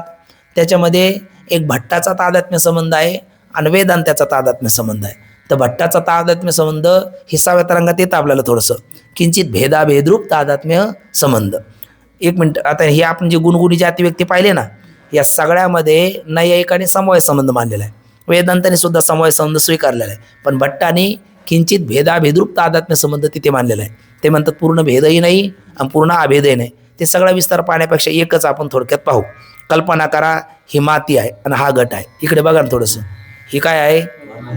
माती आहे, आणि हा काय आहे? घट आहे. मग या मातीचा हा कोण बनला? घट बनला. मग ही माती कोणतं कारण? उपादान कारण. हा घट कोणतं कारण? हा घट कारण कशाला? घट कार्य आहे ना. प्रश्नच चुकला. एक मूर्ती काय कोणतं कारण? उपादान कारण. आणि हा घट त्याचा आहे कार्य. मग या कारणामध्ये आणि या कार्यामध्ये भट्टाच्या मताने संबंध आहे. कोणता? तादात्म्य संबंध. म्हणजे उपादान कारणाचा आणि घटरूप कार्याचा कोणता संबंध आहे? तादात्म्य संबंध आहे. पण कोणता तादात्म्य संबंध आहे? ते म्हणतात किंचित भेदाभेदरूप तादात्म्य संबंध. किंचित शब्दाचा अर्थ थोडा. किंचित शब्दाचा अर्थ काय? थोडा. थोडा भेदही आहे आणि थोडा अभेदही आहे. म्हणजे थोडा भेद असेल तर अभेद कसा, ना अभेद असेल तर भेद कसा? ते म्हणतात किंचित भेद आहे, किंचित अभेद आहे. त्यांना विचारलं किंचित भेद काय? काय म्हणले? किंचित भेद काय? ते म्हणले आता किंचित भेद जर नाही मानला तर याला काय म्हणतो आपण? कारण. आणि याला काय म्हणतो? कार्य. मग कार्यकारण भावाची सिद्धी होईल का? मग कार्यकारण भावाच्या सिद्धी करता किंचित काय मानला पाहिजे? भेद मानला पाहिजे. म्हणजे मग किंचित भेद मानला तुम्ही कार्यकारण भावाची सिद्धी करता. मग किंचित भेद मानण्यापेक्षा पूर्णच भेद माना.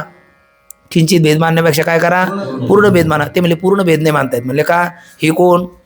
माती. आणि हा कोण? घट. हा या मातीपासून कोण बनला? हा घट बनला. मग या मातीपासून हा घट बनला. भिन्न असणारा म्हणजे पूर्ण भेद मानला. मग भिन्न असणाऱ्या मातीपासून भिन्न घट जर होतो तर भिन्न पटही व्हायला पाहिजे, वस्त्र व्हायला पाहिजे. वस्त्र होतं का? मातीपासून फक्त कोणाची निर्मिती होती? घटाची. कोणाची होत नाही? पटाची. म्हणजे आहे ना. मग ज्या अर्थी मृत्तिकेपासून घटाचीच निर्मिती होती, पटाची नाही, त्या अर्थी त्यांच्यात थोडासा काय मानला पाहिजे? काही ना काही अभेद मानला पाहिजे.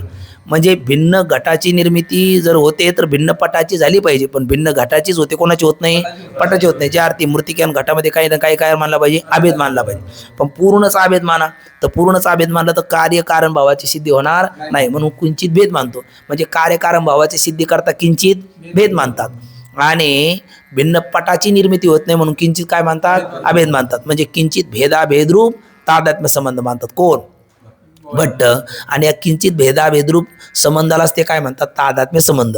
पण वेदांती असा किंचित भेदाभेदरूप तादात्म्य संबंध वेदांती मानत नाही. मग वेदांती काय म्हणतात, वेदांती भेदाभेदाहून विलक्षण अनिर्वचनीय तादात्म्य संबंध मानतात. एवढं एकदा वाक्य पुन्हा बोला, भेदाभेदाहून विलक्षण अनिर्वचनीय तादात्म्य संबंध. मग भेदाहून विलक्षण का आणि अभेदाहून विलक्षण का, आपल्यामध्ये भेद वास्तव का अभेद कल्पित, क्षमा करा, भेद वास्तव का अभेद कल्पित, बोला एकदा. हां, वेदांतामध्ये भेद वास्तव का अभेद कल्पित, हे वाक्य दुरुस्त करून बोला. वेदांतामध्ये भेद वास्तव का अभेद कल्पित, अभेद वास्तव, हां, भेद कल्पित. काय काय वाक्य दुरुस्त करून बोलायचं, काय, अभेद वास्तव आहे आणि भेद कल्पित आहे. मग भेदाहून विलक्षण का, वास्तव अभेद आहे म्हणून, आणि अभेदाहून विलक्षण का, कल्पित भेद आहे म्हणून. मग भेद आहे का अभेद आहे, दोन्ही आहे, पण भेद कसा आहे, कल्पित आहे, आणि अभेद कसा आहे, वास्तव आहे ना. म्हणून भेदाभेदाहून विलक्षण संबंध कोणाचा, आता हे 6 जण लावायचे आपल्याला. आता हे मागचा सगळा विस्तार झाला गेला, तो ध्यानात राहिला तर ठेवायचा, नाही राहिला तर तो पुढे आपल्याला 6व्या तरंगात येणारच आहे. जेव्हा येऊ तेव्हा पाहू, आता त्याचं टेन्शन न घेऊ. पण आता तुर्त आपण इकडे पाहू, तर आपल्याकडे काय पाहिजे, 6 गोष्टी. आपण अनादीमध्ये किती प्रकार पाडलेत, 2 प्रकार पाडले. 1 स्वरूपाने अनादी आणि 2 प्रवाह रूपाने अनादी. तोच विषय आपल्याला आता तुर्त महत्वाचा आहे. मग स्वरूपाने अनादीमध्ये किती गोष्टी पाहिजे आपल्याला, 6 गोष्टी. इकडे बघा, स्वरूपाने अनादी किती बघायच्या, 6. तर त्याच्यात आहे 1 ब्रह्म, 2 माया आणि 3 संबंध. पण यांचा कोणता संबंध, त्याचा हा विस्तार आपण केला. मग त्यांचा काय, पहिला संयोग संबंध आहे का, नाही, आहे ना. त्याच्यातले संयोग संबंध नाही म्हणजे त्यातले 4 प्रकार नाहीच. बरं, तादात्म्य संबंध आहे का, आपला समवाय संबंध आहे का, नाही. मग त्यातल्या 5 प्रकाराशी काही घेणं देणं नाही. यांच्यात फक्त कोणता संबंध आहे, तादात्म्य संबंध आहे. पण तोही भट्टाने मानलेला किंचित भेदाभेदरूप तादात्म्य संबंध नाही. मग कोणता आहे, आता शेवटी आपण बोललो भेदाभेदाहून विलक्षण अनिर्वचनीय तादात्म्य संबंध. कोणता आहे, भेदाभेदाहून विलक्षण अनिर्वचनीय तादात्म्य संबंध. तो भेदाहून विलक्षण का, वास्तव अभेद आहे म्हणून, आणि अभेदाहून विलक्षण का, कल्पित भेद आहे म्हणून. म्हणून भेद आहे का अभेद आहे, दोन्ही आहे. पण दोन्ही विरोधी धर्म एका अधिकरणात राहतात का, राहत नाही. पण इथे राहतात की नाही, राहतात. कारण भेद कसा आहे, कल्पित आहे, आणि अभेद कसा आहे, वास्तव आहे. आणि त्यालाच म्हणतात आध्यासिक तादात्म्य संबंध. या सगळ्याचं एकच वाक्य काय झालं, आध्यासिक तादात्म्य संबंध. कोणाचा कोणाशी, हे दोघाचा, ब्रह्म आणि माया, या दोघाचा आध्यासिक तादात्म्य संबंध. म्हणजे 1 ब्रह्म, 2 माया, आणि त्या दोघाचा आध्यासिक तादात्म्य संबंध. 4 जीव, 5 ईश्वर, आणि त्या दोघाचा भेद, कोणाचा, जीव ईश्वराचा. पण त्याला म्हणायचं औपाधिक भेद. कोणता भेद, औपाधिक भेद. जीवाला कोणती उपाधी लागली, सगळ्यालाच माहिती आहे, अविद्या, आणि परमात्म्याला माया. आणि ह्या त्या माया अविद्यामुळे हा भेद झालेला आहे. तुका म्हणे कैची किव, कोठे जीव निराळा. पण निराळा का वाटला, कल्पना अविद्या, तिने झाला जीव, माय उपाधी शिव बोली जेते. म्हणून ब्रह्म आणि माया यांच्यामध्ये भेद. म्हणजे आपलं, क्षमा करा, 1 ब्रह्म, 2 माया, त्यांच्यात आध्यासिक तादात्म्य संबंध. 3 4 जीव, 5 ईश्वर, आणि त्यांचा असणारा औपाधिक भेद. अशा किती गोष्टी झाल्या एकंदर, 6. चला बोला, 1 ब्रह्म, 2 माया, 3 त्यांचा संबंध कोणता, आध्यासिक तादात्म्य संबंध. 4 जीव, 5 ईश्वर, आणि त्या दोघाचा औपाधिक भेद. अशा 6 गोष्टी काय आहे वेदांत मतात, अनादी आहे. 6 गोष्टी वेदांत मतामध्ये काय आहे, अनादी आहे. कशा अनादी आहे, त्या स्वरूपाने अनादी. कशा अनादी आहे, त्या स्वरूपाने अनादी. आणि दुसऱ्या काही गोष्टी प्रवाह रूपाने अनादी असतात. काय काय, प्रवाह रूप. आता प्रवाह रूपाने अनादी काय, त्याच्याकरता ज्ञानोबराच्या प्रसिद्ध 2 ओव्या, म्हणजे अनेक असतील, माझ्या पाठातल्या 2. त्यातली पहिली ओवी आहे, उपजेते नासे, नासेले ते पुनरपी दिशे, हे घटिका यंत्र जैसे परिभ्रमेगा. किंवा बीज मोडे झाड होय, झाड मोडे बीज समाय, आयशेनी कल्प कोडी जाये, परी जाती न नसे. याला कोणता अनादीपणा, हा प्रवाह रूपाने अनादी. जसं की आपण इंद्रायणीला स्नानाला गेलो एकादशीला, स्नान करून आलो आणि पुढच्या एकादशीला आपला मित्र आपल्यासोबत स्नानाला आला आणि म्हटले चांगलं स्थान कोणतं? म्हणले इथेच. म्हणजे कशावरून? म्हणले प्रत्येक एकादशीला मी इथेच स्नान करतो आणि इथेच करतो आणि याच पाण्याने करतो. आता इथेच करतो हे म्हणणं बरोबर आहे, पण याच पाण्याने करतो म्हणणं बरोबर आहे का? पण बोलले की नाही ते? आता खरं सांगा, पहिला गडवा अंगावर घेतला त्यावेळेला दुसऱ्या गडव्याला ते पाणी आहे का? ते पाणी गेलं गंगासागराला. पण बोलणारी व्यक्ती असं का म्हटली? कारण ते कसं अनादी आहे, प्रवाह रूपाने अनादी आहे. कारण पुढचं जरी गेलं तरी मागचं त्याला लागून येतच आहे, मिळून मिळतच असे समुद्री गंगाजळ जैसे. याला काय म्हणायचं? प्रवाह रूपाने अनादी. बरं, हा सृष्टीचक्राचा प्रवाह कधीपासून चालू आहे? अनादी काळापासून चालू आहे. कुठपर्यंत चालणार? अनादी कालापर्यंत चालणार. असं आहे का ते? नाही, कारण ते अनादी म्हणून अनंत कालापर्यंत चालेल का? नाही. मग ते अनादी जरी असलं तरी त्याचा शांत आहे ना, त्याचा अंत होईल कशाने? ब्रह्मज्ञानाने. मग जोपर्यंत ब्रह्मज्ञान होत नाही तोपर्यंत हे चालत राहील प्रवाह रूपाने अनादीपणा. पण एकदा ब्रह्मज्ञान झाल्याच्या नंतर हे राहणार नाही, याची सिद्धी होणार नाही. मग एकमेव द्वितीय ब्रह्म. आता एवढा तरी विचार आपण कशा करता केला? पूर्व पक्षाची शंका काय आहे? तुम्ही काय म्हणता? कोणता अध्यास कशाला कारण आहे? कोणता संस्कार कशाला कारण आहे? पूर्व अध्यासाचे बंधाचे संस्कार उत्तर अध्यासाला हेतू आहे. आणि मग प्रश्न काय पडला? जेव्हा केव्हा पहिला अध्यास झाला त्याला संस्कार आणणार कुठून? पण अशी शंका वेदांत सिद्धांत अनभिज्ञ पडत मूर्खाला येते. का बरं? कारण वेदांत सिद्धांतामध्ये 6 गोष्टी कशा आहेत? अनादी आहेत. कोणकोणत्या? ब्रह्म, माया, आध्यासिक तादात्म्य संबंध, जीव, ईश्वर, त्यांचा औपाधिक भेद, अशा 6 गोष्टी काय आहेत? अनादी आहे. आणि त्या कशा अनादी आहेत? स्वरूपाने अनादी आहे. आणि ही अहंकारादी अध्यासाची परंपरा ही सुद्धा कशी आहे? अनादी. ही कशी आहे? प्रवाह रूपाने अनादी आहे. आता एखादी रहाट गाडग्याची माळ आहे, ती बांधली आणि ती फिरायला लागली, तर मग याच्यातलं पहिलं मडकं कोणतं सांगता येईल का? बांधते वेळी बांधता येईल भाऊ हे पहिलं, पण एकदा बांधून ती माळ फिरायला लागली तर कोणतं मणी पहिला आहे सांगता येईल का?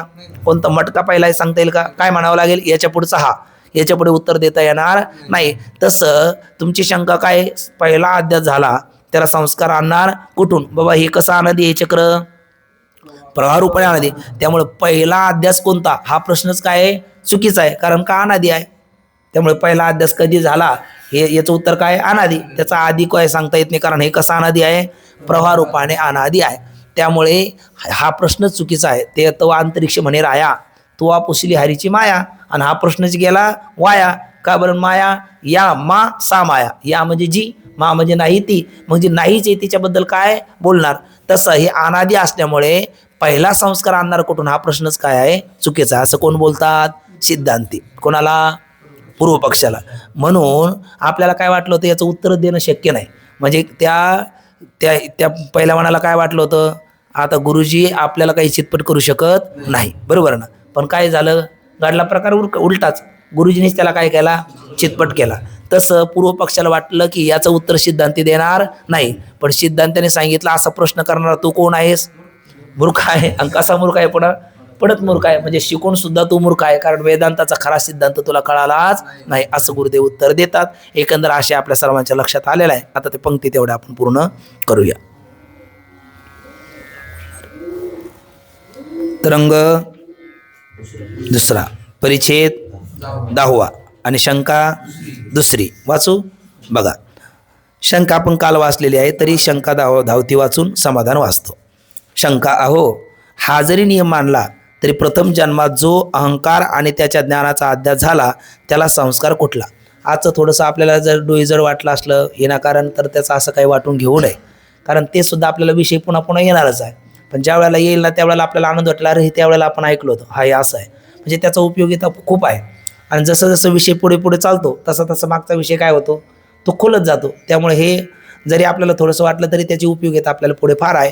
आणि नाही आपल्याला ते लक्षात आलं तरी त्याचं काही टेन्शन घेण्याचं काही कारण नाही, कारण तो विषय तूर्त आपल्याला परीक्षेला येणार नाही आणि तो ध्यानात राहायला पाहिजे असं काही आग्रहसुद्धा नाही. मूळचा इथला विषय काय चालला तो आपण आता लक्षात घेऊ. शंका, अहो हा जरी नियम मानला, कोणता? पूर्व अध्यासाचे संस्कार उत्तर अध्यासाला हेतू आहेत, असा जरी नियम मानला तरी प्रथम जन्मात जो अहंकार आणि त्याच्या ज्ञानाचा अध्यास झाला त्या संस्कार कुठला? अशी काय आहे पूर्व पक्षाची शंका. मग त्याच्या पूर्वीच्या ज्ञानाचा संस्कार म्हणावा. तुम्ही काय म्हणाल? त्याच्या पूर्वीचा. त्याला त्याच्या पूर्वीचा. आम्ही म्हणू सृष्टीच्या पहिला झाला त्यावेळेला, तुम्ही म्हणाल त्याच्या पूर्वीच्या सृष्टीतला. पण आमचा प्रश्नच काय? जेव्हा केव्हा सृष्टीला आरंभ झाला त्याला संस्कार आणणार कोठून, अशी काय आमची शंका. बघा, सृष्टीच्या आरंभी म्हणजे जेव्हा केव्हा हा शब्द आपण लावायचा. जेव्हा केव्हा सृष्टीला आरंभ झाला तेव्हा सृष्टीच्या आरंभी जेव्हा प्रथम जन्म होऊन अहंकारादी आणि त्याच्या ज्ञानाचा काय झाला, आपल्याला अध्यास झाला. मग तो अहंकारादी पदार्थ आणि त्याच्या ज्ञानाचा अध्यास होतो, म्हणजे पदार्थ ज्ञानाचा अध्यास होतो. त्या अध्यासा संस्कार कोणता, अशी आमची काय आहे शंका आहे. सर्वांनी बोललं पाहिजे. तेव्हा तत्पूर्वीचा संस्कार आणणार कोठून, असं म्हटल्याच्या नंतर सिद्धांती त्याचं उत्तर देतात. समाधान, ही शंका वेदांत सिद्धांत माहीत नसल्यामुळे कोणासही होते. म्हणजे थोडक्यात ज्याला वेदांताचं गांभीर्य नाही, वेदांताचा मूळ सिद्धांत काय, वेदांताचा प्रतिपादन करण्याची शैली काय, हे ज्याला माहिती नसलं अशी शंका कोणालाही येते. म्हणजे आपली जर अशी शंका आली तर समजायचं अजून वेदांताचा सिद्धांत आपल्याला माहिती नाही. बरं, जाऊ द्या, किमान यायलाही पाहिजे. याने घेतल्यावर तरी आली पाहिजे, नाहीतर याने घेतल्यावर तरी अशी शंका असू शकते, एवढं तरी वाटलं पाहिजे, आहे ना. एवढं तरी वाटलं तरी पुष्कळ झालं. पण जाऊ द्या, आता आपल्याला लक्षात आलं का अशी शंका येऊ शकते. मग अशा शंकेचं उत्तर काय, हाही प्रश्न आपल्याला पडलेला आहे. तर त्याचं उत्तर आता ग्रंथकार देतात. ते म्हणतात अशी शंका वेदांत सिद्धांत माहीत नसल्यामुळे कोणासही होते आणि या शंकेचे समाधान होणे कसे आहे, अशक्य आहे असे सुद्धा वाटते. पण ते अशक्य आहे का, अशक्य नाही. पण वेदांत सिद्धांत असा आहे की काय, आपण ते सांगितले, एक ब्रह्म, दोन अविद्या. आपण तिथे माया म्हणलो, पण माया अविद्या एकच आहे. शुद्ध सत्ववती असेल त्याला माया म्हणतात, मलिन सत्ववती असेल अविद्या म्हणतात. पण अविद्या आणि माया दोन नाही, त्यात फक्त व्यष्टी समष्टी भेद आहे, बाकी काही नाही. आणि व्यष्टी समष्टी भेद औपाधिक आहे, आणि औपाधिक भेद वास्तवाला अभेदाची लाभाने करत नाही. त्यामुळे अविद्या म्हटलं काय, माया म्हटलं काय, काही आडत नाही. मग ब्रह्म एक, अविद्या दोन. अविद्या म्हणजे कंसात माया, आणि त्या दोघाचा संबंध कोणता, आध्यासिक तादात्म्य संबंध. एवढा शब्द काय मग आपल्या डोक्यात ठेवायचं, कोणता संबंध, आध्यासिक तादात्म्य संबंध. ठीक ना. त्याप्रमाणे नंबर 4 जीव आणि 5 ईश्वर, आणि त्या दोघाचा भेद कोणता, औपाधिक भेद. ही 6 कशी आहेत, स्वरूपतः अनादी आहे. कशी अनादी म्हटले तिथं बघा, शुद्ध कसा अनादी आहे, ते स्वरूपतः अनादी आहे. आणि मग स्वरूपतः अनादी आहेत, या 6ची स्वरूपे करून काय होत नाही, उत्पत्ती होत नाही. स्वरूपाने अनादी आपण म्हणतो ना, मग स्वरूपात अनादी म्हणजे तरी काय, तर स्वरूपी करून या 6ची काय होत नाही, उत्पत्ती होत नाही. म्हणून ही स्वरूपात अनादी आहेत. अहंकाराधिकांची काय होते, उत्पत्ती होती. श्रुतीमध्ये सांगितलेलं ना, अहंकाराधिकाची काय होते, उत्पत्ती होते. श्रुतीमध्ये सांगितलेलं आहे. म्हणजे श्रुती म्हणजे माऊलीने सांगितलेलं आहे, उपजे ते नाशे, सांगितलं का नाही. किंवा दुसरी ओवी काय म्हणलं आपण, बीज मोडे झाड होय, म्हणजे उत्पत्ती सांगितली का नाही, उत्पत्ती सांगितली. म्हणून श्रुतीमध्ये त्यांची उत्पत्ती सांगितली आहे. कोणाची, अहंकाराधिक पदार्थाची. मग अहंकाराधिक पदार्थाला उत्पत्ती म्हणायचं ना अनादी म्हणायचं, हे बरोबर आहे का, बोला ना. अहंकारादी पदार्थाची उत्पत्ती म्हणायचं पुन्हा त्यांना अनादी म्हणायचं, हे बरोबर आहे का, म्हणले का नाही. मग हे बरोबर आहे की नाही, ग्रंथकार म्हणले, उत्तर पक्ष म्हणले, मग बरोबर नाही का, बरोबर आहे. कसं बरोबर आहे, आपलं ठरलं ना आता, ते कसे अनादी आहे, प्रवाह रूपाने. कारण जो पदार्थ प्रवाह रूपाने अनादी असतो ना, त्याची उत्पत्ती म्हणता येतात ना, अनादी म्हणता येतं. फक्त अनादी कुठल्या अर्थाने म्हणायचं, त्याचा आधी सांगता येत नाही म्हणून अनादी, पण त्याची उत्पत्ती होत नाही असं मात्र नाही. ठीक ना. अशा पद्धतीने त्याला काय म्हणायचं, स्वरूपाता अनादी. एक साधं बघा, आपण सगळ्यांनी पाहिलं असते, आपण वारकरी असल्यामुळे आपण पुढचा प्रयोग स्वप्नातही करणं शक्य नाही, पण आपण पाहिलेले आहेत ते 2 प्राणी, दोनोने एकच, ते कोंबडी आणि ते देते त्याला काय म्हणतात, अंडा, आहे ना. तर ती कोंबडी आधी का अंडा आधी नाही, ते अनादी याच्याकरता बोलतोय आपण, सांगा बघू. नाही पण तुम्ही काहीतरी उत्तर द्या ना अंडा आधी, ते कोणी दिलं मग काय आधी, कोंबडी आधी, ती कुठून आली, अंड्यातून. सांगा आधी काय, यालाच म्हणतात अनादी. मग तिची उत्पत्ती झाली नाही का, बोला ना, तिची उत्पत्ती झाली नाही का, त्या अंड्याची उत्पत्ती झाली नाही का, पण उत्पत्ती कोणाच्या आधी सांगता आली का, म्हणून त्याला अनादी म्हणायचं, म्हणून त्याला अनादी म्हणायचं. तसं अहंकारादी बंध हे कसे आहेत, अनादी, आणि त्याला जन्माला घालणारा संस्कार आहे ना. तर म्हणजे दोन्ही साधी आहे. अहंकारादी बंध तरी उत्पन्न झाला, आणि जो संस्कारामुळे तो उत्पन्न झाला त्या संस्कार तरी उत्पन्न झाला. पण अगोदर संस्कारामुळे कोण बंध, बंधामुळे कोण संस्कार, कोण आधी, संस्काराशिवाय बंधाची उत्पत्ती आहे का, बंधाशिवाय संस्काराची उत्पत्ती आहे का, मग कोण आधी, अनादी. मग कशा अनादी, प्रवाह रूपाने अनादी. कसे अनादी, ते प्रवाह रूपाने अनादी. तेच इथे बोलतात. बघा पंक्ती, अहंकाराधिकांची उत्पत्ती श्रुतीमध्ये सांगितली आहे. म्हणून अहंकारादी सर्व पदार्थ स्वरूपे करून अनादी नसले. कसे अनादी नाही, ते स्वरूपी करून अनादी कोण, वरची 6, आणि तशी ही नाही. ही स्वरूपे करून अनादी नाही. कोण? अहंकारादी बंध. ही स्वरूपे करून अनादी नाही का? अनादी नाही. स्वरूपी करून अनादी नाही. मग अनादी नाही आहे. कशी अनादी आहे? प्रवाह रूपाने अनादी आहे. तरी प्रवाह रूपाने अनादी आहेत. सर्व वस्तूंचा प्रवाह केव्हाही नाहीसा होत नाही. आपण बघा, सर्वच वस्तूचा प्रवाह कधी नाहीसा होत नाही. कसा आहे? अनादी कालामध्ये पूर्वी कोणत्याही समयी घट नव्हता का? होता. आज नाही का? आहे. पुढे राहणार नाही का? राहणार आहे. पट नव्हता का? पटपट बोललं पाहिजे. होता. आहे की नाही? आज नाही का? आहे. पुढे राहणार नाही का? घटपट कधी येत लागतो? घटपट कधी लागतो? शेवटच्या वेळेला लागतो. मग शेवटच्या वेळेला असं अशुभ बोलणं बरोबर आहे का? कधी हे शिव आहे खरं? कारण मृत्यूला विसरले म्हणून तर हानी व्हायला लागली ना. त्याच्यामुळे आपले मरणाचे कार्य नाही आठवण आहे ना. किंवा विसरले तयार थोडं झाले आणि पचतील आणि 84च्या ते चिरंजीव पदामध्ये बघा, नित्य मृत्यू जाणे समीप न माने अल्पदेह सुख आहे ना, असं नाथबाबा बोलतात. त्या वैराग्याचे कैसे स्वरूप नित्य मृत्यू जाणे समीप न माने अल्पदेह सुख. मग ते वैराग्य राहतं असं म्हणलेलं. म्हणजे मृत्यूला विसरलं म्हणून तर आपलं, कारण अटळ सत्य कोण आहे? मृत्यू आहे. आपण जरी त्याला विसरलो तर सुरुवातीला म्हटलं तो काय आपल्याला विसरत नाही. तो घडी घडी काळ वाट याची पाय. अजूनही किती आहे अवकाश, किती दिवस झाले, किती दिवस बाकी आहे, असा सतत लेखाजोखा करतो. आणि वेळ आल्याच्या नंतर पाठ सांगत असला तरी घेऊन जातो आहे ना, ऐकत असलं तरी घेऊन जातो. म्हणजे त्याला काय नाही.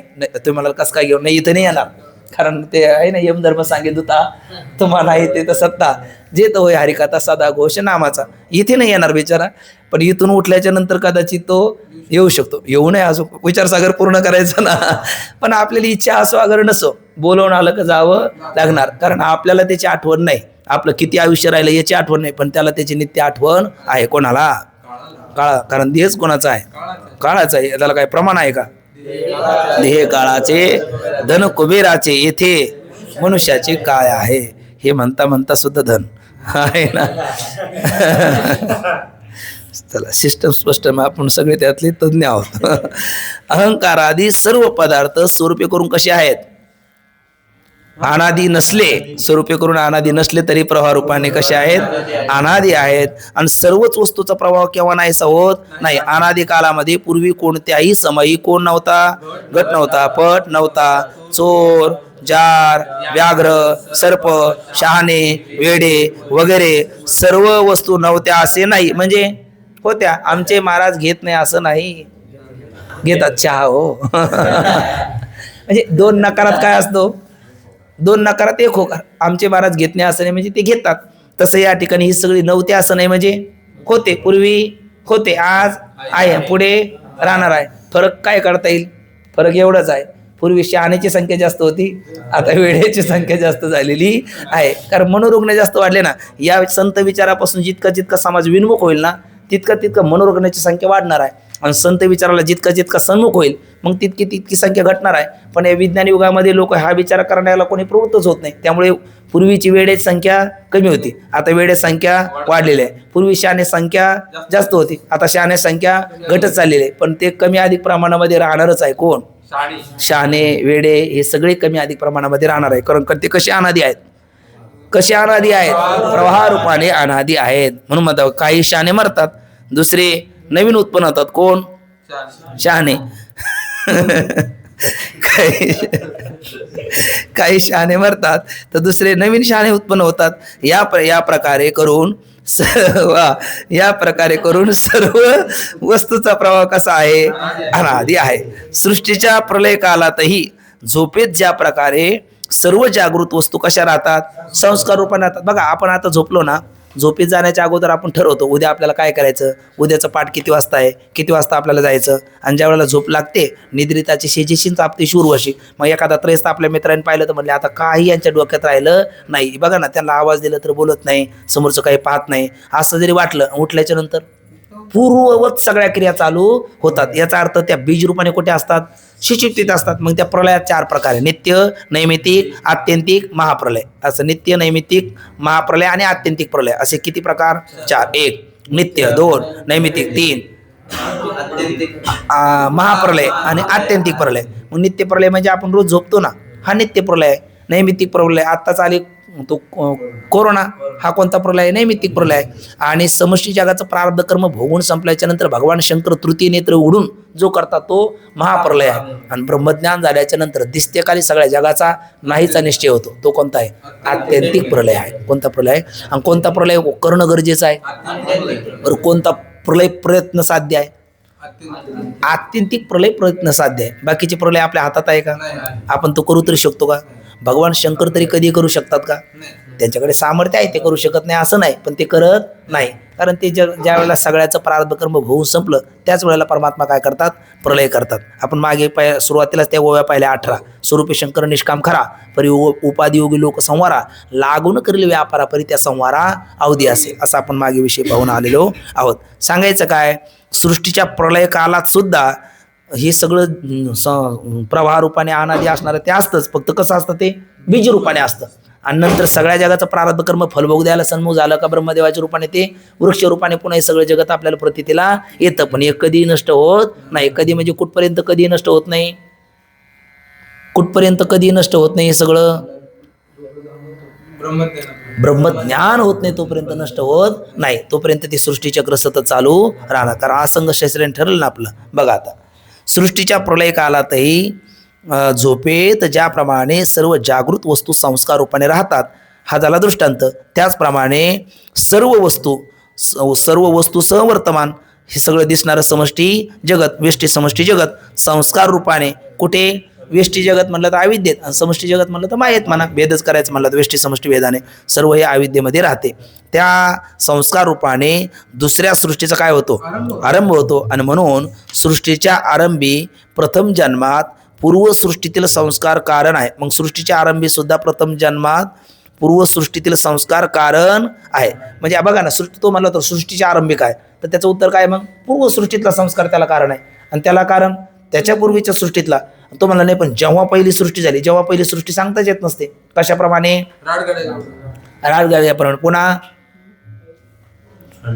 हा आहे ना, म्हणजे ते बीजवृक्षाप्रमाणे म्हणा, आहे ना, बीजवृक्षाप्रमाणे ते अगोदर कोणी आपल्याला सांगता येत नाही. कारण का? ते कसा तो अनादी प्रकार आहे? प्रवाहरूपाने अनादी प्रकार असल्यामुळे त्याच्यातला आधी कोणी सांगता येत नाही. याचा अर्थ त्याची उत्पत्ती होत नाही का? होते, पण आधी कोणी सांगता येत नाही. का आधी कोणी सांगता येत नाही? ते अनादी आहे म्हणून. आणि अनादी आहे म्हणून मग उत्पत्ती कशी? तर प्रवाहरूपाने अनादी आहे म्हणून त्यातला आधी कोणी सांगता येत नाही. म्हणून म्हणतात त्या संस्कार रूपाने दुसऱ्या सृष्टीचा आरंभ होतो तेव्हा होतो. म्हणून सृष्टीच्या आरंभी प्रथम जन्मात पूर्वसृष्टीतील संस्कार कारण आहे. आणि ही सृष्टीची परंपरा कशी आहे? अनादी असल्यामुळे तिथे आपण मनाने शब्द ठेवायचा. कोणता? प्रवाह रूपाने अनादी असल्यामुळे प्रथमच्या सृष्टीत किंवा प्रथमच्या जन्मात अहंकारादी अध्यासा संस्कार कुठला? अशी कोणाची शंका होती? पूर्व पक्षाची. पण ही शंकाच संभवते का? नाही. ही शंका कधी संभवली असते? प्रवाह रूपाने अनादी नसते तर. पण ते प्रवाह रूपाने अनादी असल्यामुळे ती शंका संभवत नाही. एखादं म्हणेल हे काय तुम्ही उत्तर दिलं, मग याच्यापेक्षा श्रेष्ठ उत्तर तू दे, आम्ही साष्टांग दंडवत घालू. पण हे उत्तर देऊ याच्यापेक्षा समीचीन उत्तर देता येत नाही. हे त्रिकालबाधित सत्य आहे. परंतु या अनादित्वाचे जास्त काय नाही? ज्ञान नाही. त्यास अशी काय होते? शंका होते. म्हणजे पूर्व पक्षाने अशी शंका केली त्या अर्थे त्याला या अनादित्वाचं काय नव्हतं? ज्ञान होतं. आता तो करेल का अशी शंका? करत असेल तरी सुद्धा त्याला त्याचं ज्ञान झालंच नाही असा त्याचा अर्थ होईल. उदाहरण देतात, रहाड गाडग्याच्या माळेस असलेल्या मडक्यात प्रथम कोणते? हा काय आहे? या प्रश्नास माळेस प्रथम बांधतेवेळी ते प्रथम असे कोणी उत्तर दिल्यास माळ बांधतेवेळी जरी त्याला काय असले? प्रथमत्व असले तरी माळ तयार होऊन फिरू लागली म्हणजे अमुक एक मडके प्रथम असे सांगता येणे काय नाही? शक्यच नाही. इतकेच म्हणता येईल की एकाच्या पुढचे हे दुसरे, यापेक्षा जास्त नामा अधिक उत्तर देता येणार नाही. हा झाला दृष्टांत. अगदी त्याचप्रमाणे एका अध्यासाच्या पुढील हा दुसरा अध्यास, दुसऱ्याच्या पुढचा हा तिसरा. काल म्हणलो आपण 11 रथ 12 रथ आहे ना, तशा पद्धतीने रथ काही थांबत नाही.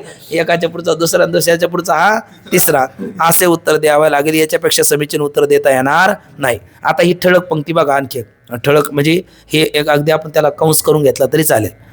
वस्तुतः जो पदार्थ नसून ज्याची अनिर्वचनीय प्रतीती येते त्याची परंपरा अशीच सांगावी लागते. हे महत्वाचं वाक्य आहे सगळ्याचं सार. काय काय? वस्तू अर्थात वस्तुतः म्हणजे खरं खुरं, म्हणजे तत्वतः तात्विक दृष्टीने आपण विचार केला तर जो पदार्थ नसून ज्याची अनिर्वचनीय प्रतीती येते, जो पदार्थ म्हणजे कोण? व्यष्टी समष्टी जगत तत्वतः नाहीच ना. संसारिक झाला होता हे तो समळ मिथ्या वार्ता. पुढे होईल मागुता कदाल कल्पांती घडणं. रज्जुष्ट गणे सर्प कधी झाला बरं? कधीच नाही. तत्वता कधीच झाला नाही, पण दिसतो की नाही? मग दिसतो म्हणून त्याची संगती लावण्याकरता सांगावं लागतं. रज्जूचं सामान्य ज्ञान, विशेष स्वरूपाचं अज्ञान, आणि त्याच्यामुळे कोण प्रत्येला आला? सर्प. ते रजगुणाचं तमगुणाचं अज्ञान त्रिगुणात्मक आहे ना, मग तमगुणाचा परिणाम तो सर्परूपी पदार्थ, रजगुणाचा परिणाम त्याच्यात घडणारी क्रिया, आणि सत्वगुणाचा परिणाम त्याचं होणारं ज्ञान. आणि म्हणजे कुठपर्यंत दिसणार? म्हणजे जे ज्याच्या आज्ञाने भासतं ते त्याच्या ज्ञानाने निवृत्त होतं. रज्जूच्या आज्ञाने भासला, रज्जूचं ज्ञान होईपर्यंत तो निवृत्त होत नाही. असा सगळा प्रपंच कशामुळे करावा लागला? दिसला म्हणून. दिसलाच नसता ते बोलण्याची आवश्यकता नव्हते. तसं हे जगत दिसलं म्हणून हे सगळं बोलणं चालू आहे. पण तत्वता ते झालं का? तत्वता रज्जूवर सर्प झालाच नाही, पण दिसला म्हणून सगळी संगती सांगितल्याच्या नंतर तो नाहीचे पटलं की नाही? नाहीचे पटलं. तसं हे जगत तत्वता झालं नाही, पण दिसलं म्हणून आता त्याची संगती लावल्याच्या नंतर नाहीचे पटलं की नाही आपल्याला? का जगत झालं? बोला ना. नाही होणं शक्य आहे का? झालं नाही, होणं शक्य नाही. आता तरी आहे का? आणि मग आपण कोण आहोत? आपण कोण आहोत म्हणजे आपण ब्रह्म आहोत. आपण आत्मा आहोत, आहे ना. आणि आपल्या ठिकाणी काय नाही? आपल्या ठिकाणी काहीच नाही. का आपणच नाही? आपण आहे ना. आपण कोण आहे? ब्रह्म आहे. त्याचा अभाव कधी आहे? कधीच नाही. कारण ते कसं आहे? ते कसं आहे? अनादि अनंत आहे ना. मग आपला अभाव कधी आहे? कधीच नाही. त्यामुळे आपणच आहे, आपल्या अतिरिक्त कोणीही नाही. मत्तः परतरम नान्यात किंचित अस्ति धनंजय मयि सर्वमिदं प्रोतम सूत्रीमणी गणाय, असा त्याचा सिद्धांत आपल्या गीता माता सांगते.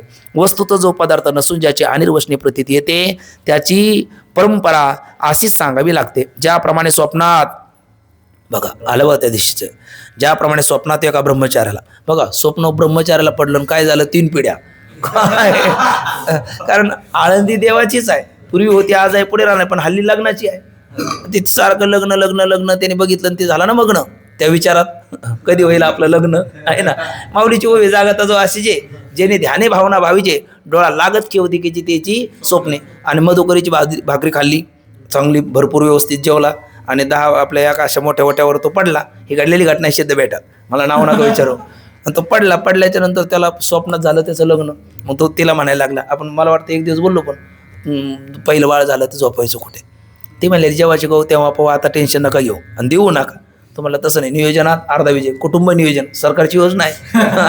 आणि मग आपल्याला ते म्हणले त्यात काही टेन्शन घेऊ नका, तुम्ही थोडं मागे सरका, मी थोडं मागे सरकेला, आपण मध्ये झोपू.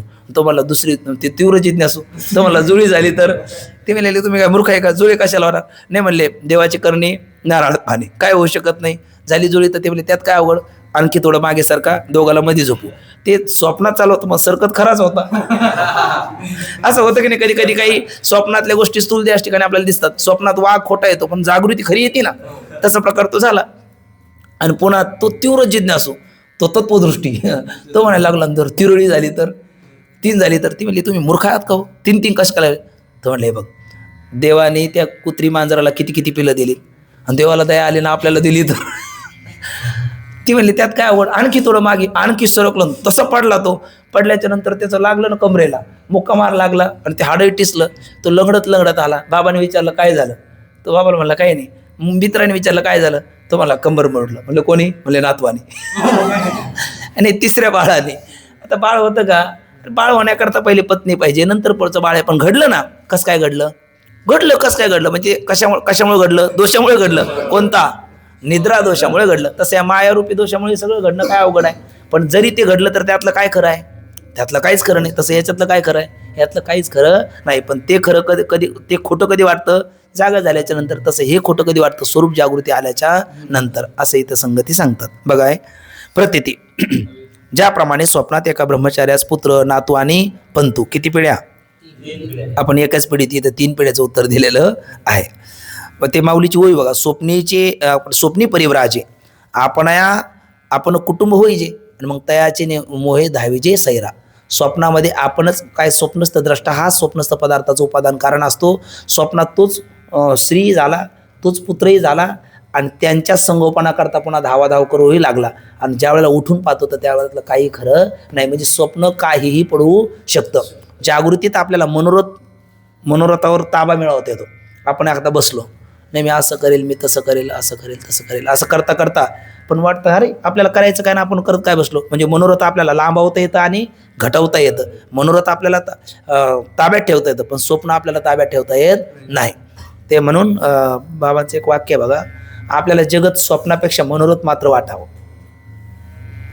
त्यातली शब्दशक्ती अजून मला सुद्धा नाही फारशी लक्षात आले, पण मी बाबांच्या मुखातून 2-3 वेळेला ऐकलं. स्वप्न आपल्याला जगत पहिलं का सत्य वाटू नये, मग कसं वाटावं, स्वप्नवत वाटावं. आणि स्वप्नापेक्षा मनोरथ मात्र वाटावं.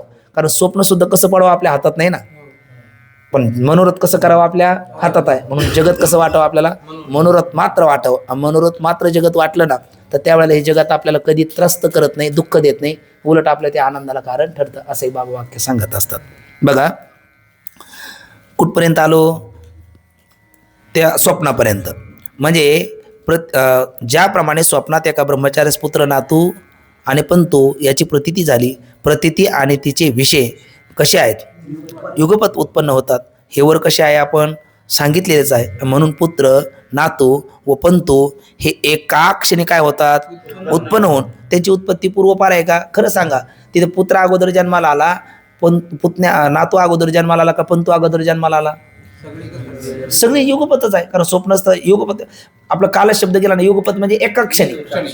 स्वप्न ज्या वेळेला पडलं त्यावेळेला स्वप्नातल्या सगळ्या काय, या 2च नाही 10 पिढ्या जरी दिसल्या तरी त्याची उत्पत्ती काय युगपत आहे. म्हणजे त्यांच्यामध्ये पूर्वोत्तर भाव आहे का, नाही. कार्यकारण भाव आहे का, नाही. पण दिसला की नाही, मग तो दिसणं सुद्धा कल्पित आहे, ते पदार्थ सुद्धा काय कल्पित आहे. आणि ते सगळं कशामुळे घडलं, एक निद्रा दोषामुळे. तसं हे जगत सुद्धा कल्पित आहे, याच्यातला दिसणारा कार्यकारण भाव सुद्धा कल्पित आहे. घडला कोणामुळे, एका मायेमुळे. पण स्वप्नात आपल्याला असं वाटलं का, हे एक युग पूर्ण झाले का, 3 पिढ्या प्रतीतेला आल्या, 1 मिनिट, 3 पिढ्या प्रतीतेला आल्या, युगपत आहे असं वाटलं नाही. पण जरी वाटलं नाही तर ती युगपत नाही का, आहे. हे कधी मान्य झालं आपल्याला, जागा झाल्याच्या नंतर. तसे जगत सुद्धा काय युगपतच आहे, पण ते युगपत वाटतं का, नाही. पण वाटणारच नाही का, वाटेल कधी, जागा झाल्याच्या नंतर, कोणती स्वरूप जागृती आल्याच्या नंतर. यालाच म्हणायचं वाद कोणता, यालाच म्हणायचं वाद कोणता, वाद हा दृष्टी सृष्टीवाद. काल गेलं ठळक अक्षरामध्ये, कोणता वाद, दृष्टी सृष्टीवाद. एवढी पंक्ती वाचतो मग बोला. बघा म्हणजे काय, म्हणून पुत्र, नातू, पंतू हे एका क्षणी उत्पन्न होतात. एका क्षणी म्हणजे इथे काय शब्द घ्या, युगपत उत्पन्न होऊन. त्यांच्यामध्ये काय दिसलं आपल्याला, पूर्व उत्तरला हेतू आहेत वाटलं. म्हणजे तिघाची उत्पत्ती उत्पत्त झाली. पण पुत्र कोणाला हेतू वाटला, नातवाला. नातू कोणाला हेतू वाटला, पंतूला. म्हणजे युगपत असताना त्यांच्यामध्ये काय दिसलं, पूर्वोत्तर भाव प्रतीतीला आला, असे मानावे लागते. त्याप्रमाणे पूर्व अहंकार आणि त्यांचे ज्ञान यास ज्ञानाचा पूर्व अहंकार आणि त्याच्या ज्ञानाचा संस्कार हा उत्तर अहंकार आणि त्याच्या ज्ञानाला काय आहे, हेतू आहे. या प्रकाराने सजातीय वस्तूच्या पूर्व ज्ञानजन्य संस्काराने अहंकारादी बंधाचा अध्यास संभवतो. हे काय झाले, सिद्ध झाले. याचाच अर्थ कोणत्या अध्यासाची सिद्धी आहे, कार्याध्यासाची सिद्धी आहे. कार्याध्यासाला सामुग्री लागत नाही असं सिद्धांताचं म्हणणं आहे का, नाही. का सामुग्री लागते पण कोणती लागत नाही, सत्य वस्तू ज्ञानजन्य संस्कार लागत नाही. काय लागते, सजातीय वस्तू ज्ञानजन्य संस्कार लागतो. तो भेटतो की नाही, भेटतो. पण पूर्व पक्षाने आणखी सामुग्री नुसते सत्य वस्तू ज्ञानजन्य संस्कार सांगितले का आणखी सांगितलेले आहे, कोणती, प्रमाद आदी दोषत्रय हे अध्यासाला कारण आहे असं कोण बोलला, पूर्व पक्षी. पण त्याला सांगतात आता प्रमाद आदी दोषत्रय हे सुद्धा अध्यासाला कारण नाही. कसे, उद्या सिद्धांती सांगतील, तो विचार आपण उद्याच्याला करूया. पुंडलिक वरदाहरी विठ्ठल, श्री ज्ञानदेव तुकाराम, पंढरीनाथ भगवान, माऊली ज्ञानेश्वर महाराज, जगद्गुरु तुकाराम महाराज, सद्गुरु जोग महाराज की जय.